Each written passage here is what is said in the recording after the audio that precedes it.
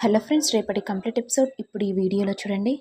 ఇక రేణుక సూర్యప్రతాప్ని తీసుకొని వచ్చి, మీరు ఏమనుకోకండి, ఇది మీ ఇల్లే అనుకోండి. వద్దులే రేణుక, మాకు వేరే ఇల్లే దొరికేంత వరకు మేము మందారం ఇంట్లో ఉంటాం. పెద్దయ్య మీరు ఇంద్రభవనంలో బతికిల్లు, తర్వాతనేమో అవుట్ హౌస్లో బతికారు. గట్లాంటి మీరు మందారం ఇంట్లో ఎట్లుంటారు అయ్యగారు? అయినా అది చిన్నిల్లు పెద్దయ్యా. అయినా మీ ఇంట్లో మీకు పొరపాటెందుకు పెద్దయ్యా? ఇది మీ ఇల్లే అనుకోండి పెద్దయ్యా. అమ్మ రేణుక, వద్దమ్మా, ఏం సోచాయించకండి, తొందరగా రండి రండి. ఇక రేణుక రూపను తీసుకుని వెళ్తుంటే రాజును గుర్తు తెచ్చుకొని బాధపడుతూ ఉంటుంది. ఇదంతా బాలామణి చూసి, నా బిడ్డకు రాజుకు పెళ్లి చేస్తా అని చెప్పి మోసం చేసిన వాణ్ణి ఈ ఇంటికెందుకు తీసుకొస్తాంది? ఇక రేణుక ఏమో, రాండ్రి రాండ్రి. వద్దమ్మ రేణుక, ఈ ఇంట్లోకి వస్తే మాకు పాత జ్ఞాపకాలు గుర్తుకు వస్తాయి. అవి చేదుగా అనిపిస్తాయమ్మా.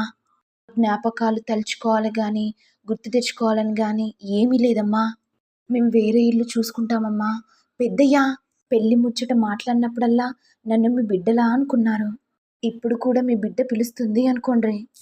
గిది మీ ఇల్లే అనుకోండి, కానీ కాదన మాత్రం అనకండి పెద్దయ్యా. ప్లీజ్ పెద్దయ్యా.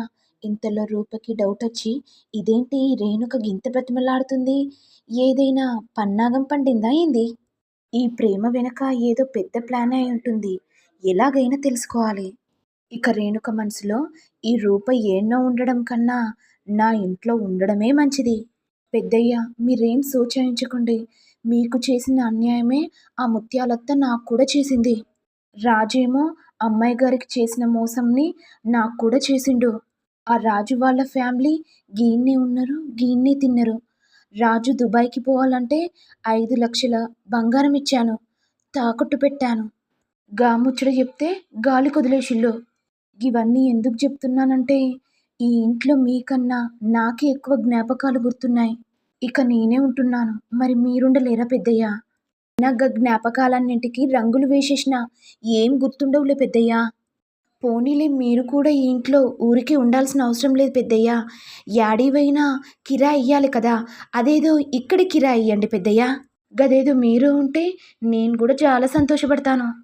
ఏం సోంచాయించకుండా లోపలికి రండి పెద్దయ్యా. ఇంతలో బాలమని కోపంగా వచ్చి, యాంటిదే ఏం మాట్లాడుతున్నావే? నీకేమైనా దిమాగ్ ఖరాబ్ అయిందా ఏంది?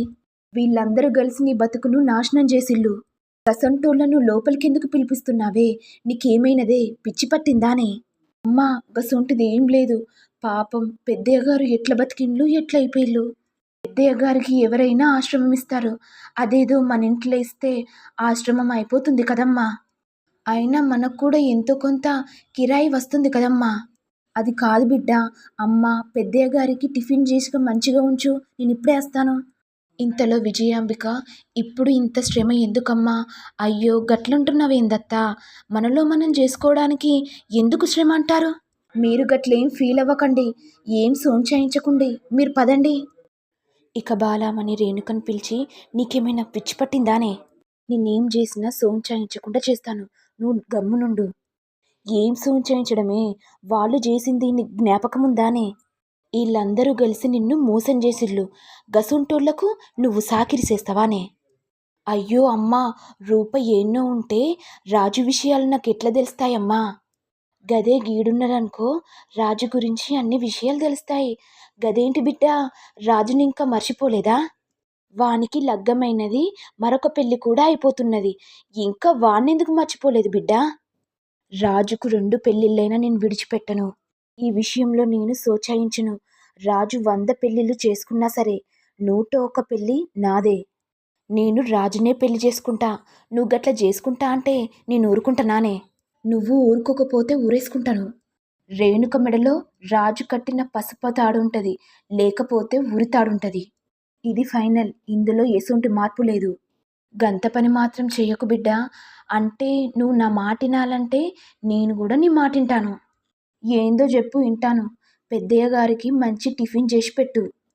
ఇదిలా ఉండగా రాజు రూప గురించి ఆలోచిస్తూ ఉంటుంటే ఇంతలో అప్పలనాయుడు వచ్చి, ఏందిరా గిట్ల జరిగింది?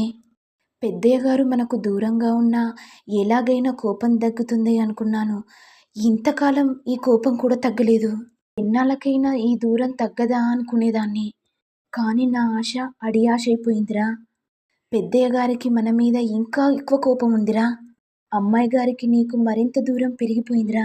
పెద్దయ్య గారు అమ్మాయి గారిని ఎక్కడికి తీసుకెళ్లారో ఏమో. ఫోన్ చేశాను, స్విచ్ ఆఫ్ వస్తుంది. అసలు ఈ ఊర్లోనే ఉన్నారా? లేకపోతే మా మొహాలు చూపెట్టద్దని వేరే ఊరికి తీసుకెళ్లారా? అసలు అమ్మాయి గారు కనిపిస్తారా లేదా నాన్నా? ఒరేయ్ అయ్యా! మీ ఇద్దరి బంధం గట్టిదైతే ఎవరు వేరు చేయలేర్రా. అయినా దూరం చేయడం అంటే మనుషులను దూరం చేయడం కాదురా, మనసులను దూరం చేయడం. ఇటు రూపనేమో పాపం ఈ సెల్ కూడా స్విచ్ ఆఫ్ అయిపోయింది. రాజు నా కోసం ఫోన్ చేసి ఉంటాడు. ఎలాగైనా సరే ఫోన్ చేసి చెప్పాలి అని రూప అనుకుంటూ ఉంటుంది. మరి నెక్స్ట్ ఎపిసోడ్లో ఏం జరుగుతుందో చూడాలి. ఇక ఇంతటితో రానున్న ఎపిసోడ్ ఎండ్ అవుతుంది. మరి మీకు వీడియో కనుక నచ్చినట్లయితే లైక్ చేయండి, షేర్ చేయండి, సబ్స్క్రైబ్ చేయండి. Thank you all.